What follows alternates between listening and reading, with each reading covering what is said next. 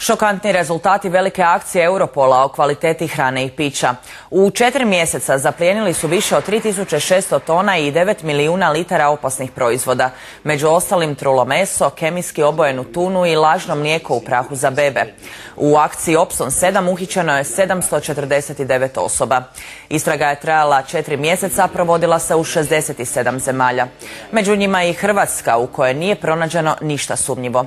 Posebno je šokantan nalaz iz jedne od najvećih belgijskih tvornica. Trulo zamrznuto meso s rokom trajanja iz 2001. izvozila je na Kosovo. Moram reći da ta akcija se provodi već 7. godinu za redom od strane Interpola i Europola i zaista je nevjerojatne su te brojke i nevjerojatno je da to uopće postoji na europskom jedinstvenom tržištu. I u ovoj akciji sigurno da je bilo situacija da su ljudi već kupili namirnice, već ih konzumirali, a one su bile možda štetne za zdravlje.